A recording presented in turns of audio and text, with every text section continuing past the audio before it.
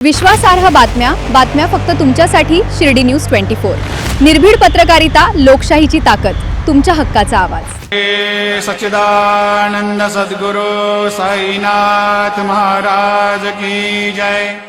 श्री साईं बाबा संस्थान ट्रस्ट शिरडी द्वारा श्री गुरु पूर्णिमा उत्सव 2026 निमित्त विश्व के सभी श्री साईं भक्तों को सस्नेह निमंत्रण। श्री गुरु पूर्णिमा के पावन पर्व पर श्री साईं बाबा के दिव्य दर्शन के साथ इस उत्सव की अनुभूति अवश्य लीजिए।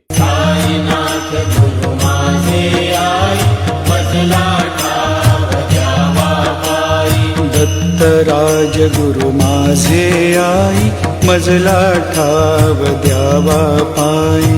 दत्तराज गुरु माझे आई, मजला ठाव द्यावा पायी।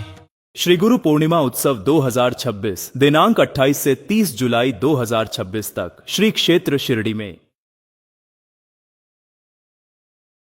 काल झालेली घटना दुर्दैवी आहे आणि एका मुलीवर ती घटना जी घडली आहे ती अत्यंत गरीब कुटुंबातील मुलगी आहे आणि तिला 2 मुलं पण आहेत आणि एक छोटस आणि गरीब कुटुंब त्या ठिकाणी उद्ध्वस्त झालेलं आहे। तर झालेल्या घटनेबाबत मुळातच 9:30-10च्या दरम्यान ही घटना घडलेली आहे आणि ही घटना घडत असताना त्या ठिकाणी बरेचसे साई भक्त होते, शिर्डी शहरातील दुकानदार होते, सगळे त्या ठिकाणी बघ्याची भूमिका घेत होते। मी अपेक्षा ठेवत नाही साई भक्तांकडनं, पण स्थानिक नगर या शहरामध्ये जे काही दुकानदार होते किंवा इतर काही स्थानिक लोक होते त्यांनी जी बघ्याची भूमिका घेतली त्याबद्दल मला खूप वाईट वाटलेलं आहे।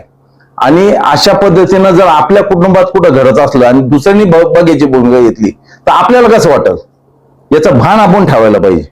हत्येच्या अंतरावर हत्या झालेली आहे याच्यात कुठलीही शंका नाही। पैसे खर्च करून त्या ठिकाणी पोलीस आउटपोस्ट पण दिलेला आहे। साईबाबा संस्थांचं पण त्याच्यावर नियंत्रण आहे, त्या आउटपोस्टवर साईबाबा संस्थांचे सुरक्षा रक्षक त्या ठिकाणी आहेत। मग हा मोठा प्रश्नचिन्ह नेहमी सातत्याने उभा राहत असतो की बघ्याची भूमिका घेणाऱ्यांमध्ये सगळ्यांची जी इन्व्हॉल्वमेंट आहे अशा लोकांवर कठोर कारवाई झाली पाहिजे। संस्थांचे कर्मचारी असो किंवा पोलीस स्टेशनचे त्या ठिकाणी कर्मचारी असो यांच्यावर सुद्धा कारवाई झाली पाहिजे। जी मुलगी मयत झाली आहे तिचं नाव जयश्री साईनाथ क्षीरसागर आहे। तिचा उपचाराच्या दरम्यान तिचा मृत्यू झालेला आहे आणि तिच्यावर जो काही खुनी हल्ला केलेला आहे त्यामध्ये नाझिया उर्फ फिजा पटेल ही एक मुलगी आहे आणि दुसरी अंजली राजू खंडीजोड ही पण मुलगी आहे। तर जी खंडीजोड आहे तिचं वय आहे 22 आणि ही फिजा पटेल आहे हिचं वय आहे 21 आणि जी मयत झालेली आहे साधारण तिचं वय सुद्धा 26-27 वर्ष वय आहे। आणि ज्या पद्धतीनं निर्गुण त्या ठिकाणी हत्या करण्यात आली आहे, पुरुष समजू शकतो, मुलं समजू शकतो, पण ज्यावेळेस मुली असं कृत्य करतात तर याचा बोध आता शिर्डीकरांनी आमच्या सारख्या नेत्यांनी कार्यकर्त्यांनी घेतला पाहिजे। सकाळी शिर्डी PI आपले रणजित गलांडे साहेब त्यांचा सकाळीच मला फोन आला होता, आमची घटनेच्या बाबतीत चर्चा झाली, त्याच्यानंतर सुजयदादांशी चर्चा झाली, त्याच्यानंतर आमच्या शहराचे मुख्य अधिकारी CO डिगे साहेब यांच्या बरोबर सुद्धा आमची चर्चा झाली।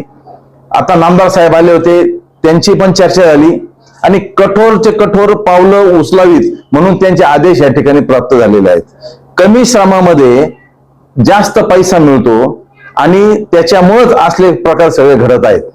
ज्या मुली किंवा मुलं, अल्पवयीन मुलं किंवा अल्पवयीन मुली शाळेत न जाता त्यांचे आईवडील त्यांना प्रोत्साहन देतात, हलक्या हाताने 1000, 500, 1,500-2,000 रुपये संध्याकाळपर्यंत ते मुलं घरी आणतात। टिळा लावायच्या नावाखाली साई भक्तांना इमोशनल ब्लॅकमेल करतात। महिलेचा पदर ओढणं म्हणा, पुरुषांचे शर्ट ओढणं म्हणा, त्यांना आपुलकी दाखवणं की आम्ही छोटे आहोत, शाळेत दप्तर घ्यायला पैसे नाही, आम्हाला घरी खायला नाही, अशा प्रकारच्या विनवण्या करून साई भक्तांना इमोशनली ब्लॅकमेल करून ते कमीत कमी 1 टिळा लावायचे।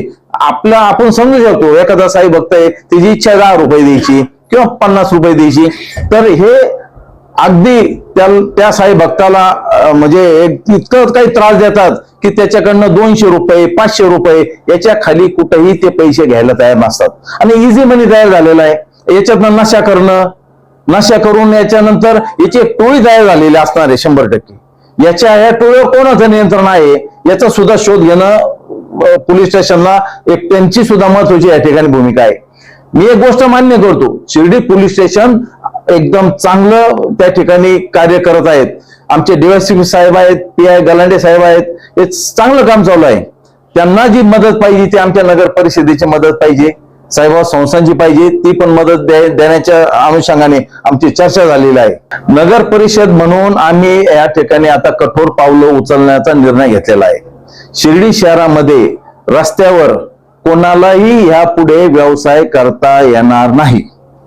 तसेही बंधनं यापूर्वी होते आणि आता सुद्धा कोणीही रस्त्यावर व्यवसाय करू नये, कोणाला करून देण्यात येणार नाही याची खबरदारी आता सगळ्यांनी घ्यायची आहे. ज्या स्वतःचा जरी शॉप असेल आणि शटर असेल, शटरच्या पुढे सुद्धा आपण कुठलंही त्या ठिकाणी माल लावून व्यवसाय करता येणार नाही. जो काही व्यवसाय तुम्हाला करायचा असेल तो तुम्हाला कायदेशीर व्यवसाय करावा लागेल.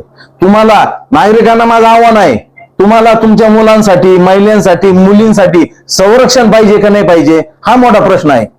जर तुम्हाला संरक्षण पाहिजे असेल तर आम्ही जी नियमावली या ठिकाणी तुमच्यावर लादणार आहोत, लादणारच म्हणणार मी, कारण गुढी त्या कोणाला समजत नाही आणि हा सगळ्यांच्या संरक्षणाचा प्रश्न आहे. ज्या पद्धतीने त्या महिलेच्या कुटुंबातील छोटे मुलं, तिचे घरचे लोक ज्या पद्धतीने या ठिकाणी आक्रोश करत होते, याच्यावर आपण बोध घेतला पाहिजे की आपल्या घरात घटना घडल्यानंतर सुद्धा असले प्रकार होऊ शकतात. म्हणून या आजपासून आम्ही कठोर पावलं उचलून सगळं बंद करणार आहोत.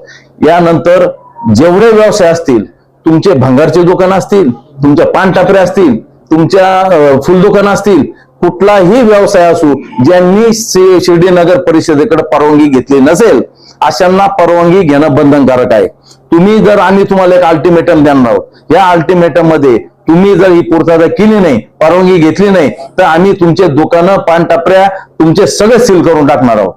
जे लोक यापूर्वी छोट्या मुलींना लॉज देऊन, हॉटेल देऊन वेश्या व्यवसायाला त्यांना करण्यात भाग पाडत असतील किंवा वेश्या व्यवसायासारखं काही अन्य काही गोष्टी त्या ठिकाणी करत असतील, त्यांना सुद्धा माझी सूचना आहे, त्यांना माझी विनंती आहे की तुम्ही त्वरित थांबवावं, नाहीतर तुमच्या सुद्धा आस्थापना आम्ही उद्या JCPनं पाडणार याच्यात काही शंका नाही.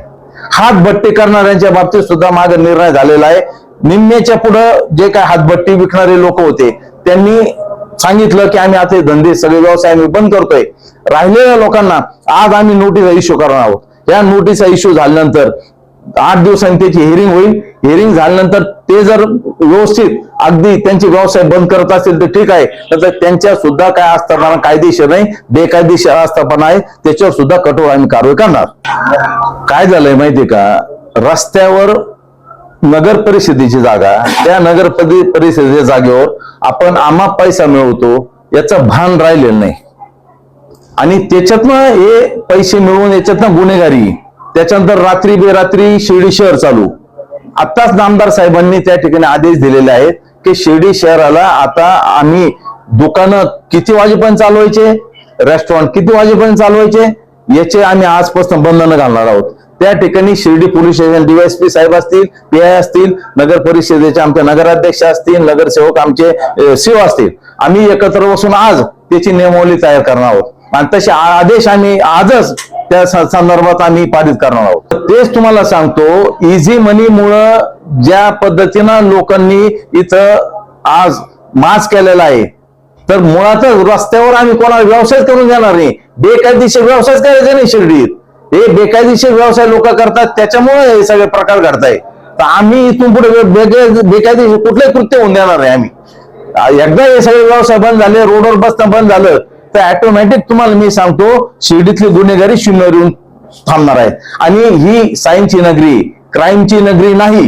इथं क्राईम बिलकुल सहन केला जाणार नाही आणि ही सायन्सची नगरी, तर सायन्सच्या नगरीच पावित्र्य या ठिकाणी जोपासण्यात येईल. बघा, आम्ही काय ठेका नाही घेतलेला प्रत्येकाचा व्यवसाय करून द्यायचा, कळलं ना. आम्ही ठेका घेतलेला नाही. आमचे कार्यकर्ते, आम्हाला असे मतदारच नको जे चुकीचं काम करतील, आम्ही सहनच नाही करणार. आणि कोणाचं काही, कोणत्या नगरसेवकाचं पाठबळ नाही, काही नाही. मी तुम्हाला स्पष्ट सांगतो, आमच्या नगरसेवकांना सकाळी स्ट्रिक्टली सांगितलेले की अजिबात कोणाचा फोन येता कामा नाही की आमची हातगाडी लावून द्या आणि हे चालू करून द्या. आलं लक्षात. त्याच्यामुळं बिलकुल कुठल्याही पद्धतीत आम्ही कोणाचं ऐकून घेणार नाही. आणि राहिला प्रश्न हॉकर झोन वगैरे करायचा, बघू आमच्या मनात जेव्हा विचार येईल ना, शिर्डी शांत होईल, असं जर वाटेल की वातावरण एकदम शांत झालेले, त्यावेळेस आम्ही विचार करू. आता काय लगेच विचार करण्यासारखी आमची मानसिकता नाही आणि फार तुम्ही आम्हाला प्रेशर करून विचार करायला भाग पाडू नका. मी मगाच बोललो या विषयावर की प्रत्येकाला आमची परवानगी घेणं आवश्यक आहे. फुल दुकान असेल, फोटोलॉकेटचं दुकान असेल, पानटपरी असू द्या, काही असू द्या, कुठलाही व्यवसाय करायचा असेल तर आमची परवानगी घेणं बंधनकारक आहे. आम्ही तुम्हाला मुदत देऊ, मुदतीत तुम्ही आमच्याकडे सगळं अप्लाय करायचं. तुम्ही जर करू नाही शकले तर आम्ही ते सील करून टाकणार तुमच्या आस्थापन. हाकलपट्टे नाही, आम्ही व्यवसायच करून देणार नाही, चुकीचा व्यवसायच सहन करून घेणार नाही. असं आहे, शाश्वती महत्वाची नाही. महत्वाचं काय आहे, आम्ही जे काम करतो ना ते महत्वाचं आहे. त्याच्यावर जर लक्ष दिलं तर तुम्हाला हे प्रश्न विचारायची गरज भासणार नाही. मुळातच तुम्ही कधी गेले का त्या ठिकाणी, ज्या ठिकाणी आम्ही पार्किंगची व्यवस्था करतोय त्या ठिकाणी आपण कधी गेला नाही, आपण कधी तिथं शूटिंग घेतली नाही. तर एकदा जा तिथं, तुम्ही बघा काय कोणत्या प्रगतीपथावर सगळ्या गोष्टी आहेत. साधारण कुठलीही गोष्ट करताना आधी ती ग्राउंड तयार होणं आवश्यक आहे, त्या संदर्भातल्या परवानग्या मिळणं आवश्यक आहे. त्या सगळ्या अगदी प्रगतीपथावर आहेत आणि आम्ही कुठलंही बोगस वल्गना करत नाही. जे बोललो तेच करणार, जे करायचं तेच बोलणार. आज आपल्याला सांगितलं की आज त्यांना नोटीस निघणार आहे. तर लोकांना आजच स्पष्ट करतो मीडिया समोर, त्याच्यात आमच्यासारख्या पाटील लोकांचे सुद्धा नाव आहेत लिस्टवर. त्यात काय फक्त कुराडे वगैरे कोण नाही. मी तुम्हाला ओपन सांगतो, कारवाई करताना कोणी इथलं स्थानिक येईन, पाटील येईन, नगरसेवक आहे, असलं काय भेदभाव होणार नाही कारवाई करताना. तर त्यांना नोटिसा जातील, त्यांची हिअरिंग होईल, हिअरिंग झाल्यानंतर त्यांनी ऐकलं ठीक आहे, नाहीतर त्यांच्या संबंधित ज्या आस्थापना बेकायदेशीर आहे त्याला आम्ही JCB लावून पाडणार. मुळात पाठबळ देणारे जे लोक आहेत ते बऱ्यापैकी जेलमध्ये आहेत. लक्षात घ्या, ज्या लोकांना इझी मनी पाहिजे तेच लोक यांना पाठबळ देतात. आता मध्यंतरी असा पण विषय आला की फुल दुकानाचे रेट आम्ही कमी करायला तयार आहोत, आमचे भाडे कमी करायला लाव. तर भाडे कमी करायचा काही नगर परिषदेचा काही अधिकार नाही ना, पोलीस स्टेशनचा. तुम्हाला जर परवडत नसेल तर तुम्ही त्या स्वरूपाचं भाडं जर तुम्हाला देता आलं तरच तुम्ही द्यायचं. आता मध्यंतरी ज्या फुल दुकानवाल्यांनी साई भक्तांना जास्त पैसे लावून किंवा दर लावून त्या ठिकाणी पैसे घेतले, असे आपण दुकानं सील केलेलं आहे. यापूर्वी असं कधी घडलं नाही, पण आपण ती मोहीम हाती घेतली. आता ते 10 दिवस आपण सील करत होतो, परत दुकान सापडलं तर महिनाभर करणार आणि 30 वेळेस सापडलं तर बंद करून टाकणार आपण. तो कायदेशीर कोणाला अधिकार आहे? आतमध्ये तुमचा रेंट काय ठरतो? तुम्ही अंडर टेबल एक ठरवणार, वर एक ठरवणार कागदोर, म्हणजे दोघे मिळून आम्हाला येड्यात काढणार का तुम्ही? तुम्ही दोघे मिळून येड्यात काढणार आणि वर काही घडलं म्हणजे नगर परिषदेला दोष द्यायचा, काही घडलं म्हणजे नामदार साहेबांना दोष द्यायचा, काही घडलं म्हणजे सुजयदादाला दोष द्यायचा. जबाबदारी का फक्त नेत्यांची का? जबाबदारी आपली नाही का सगळ्यांची? कालच्या घटनेमध्ये कुशाल तोड घेऊन पाहिलं तुम्ही? लाज नाही वाटत का? आहे ज्या लोकांना शांतता पाहिजे, ज्या लोकांना शिर्डीचा बाबांचा श्रद्धा सबुरीचा संदेश माहित आहे, ज्या लोकांना शांतता पाहिजे, सगळं पाहिजे, जे लोक इथं मतदार आहेत, इथं येणारा जो भाविक आहे, सगळ्यांना संरक्षण देणं, त्यांची काळजी घेणं. या राज्याचे नेते नामदार राधाकृष्ण पाटील या मतदारसंघाचे आमदार आहेत, सुजयदादा आहेत, आमच्यासाठी नगरसेवक नगराध्यक्ष आहेत, सगळे आमच्या सगळ्यांची ती जबाबदारी आहे. आणि ही जबाबदारी प्रत्येक शिर्डीत राहणाऱ्या स्थानिक नागरिकांची पण आहे. साहेबांना आम्ही ब्रीफ केलं काय घडलं काय नाही. DSP साहेब होते, PI साहेब होते. ब्रीफ केल्यानंतर साधारण त्यांनी निर्देश दिलेला आहे की शिर्डी शहर याला आता तुम्ही हे सगळे रोडवर बसणार लोक सगळे बंद करून टाका, जे कायद्यात बसत नाही, ज्यांनी परवानग्या घेतल्या नाही. मगच मी तुम्हाला बोललो, अशा सगळ्या लोकांना परवानग्या घेणं बंधनकारक करा. त्यानंतर वेळ ठरवून द्या. कायद्यात जी वेळ आहे ती वेळ ठरवली पाहिजे. त्या पद्धतीचे निर्देश त्यांनी त्या ठिकाणी दिलेले, आदेश दिलेले आहेत आम्हाला.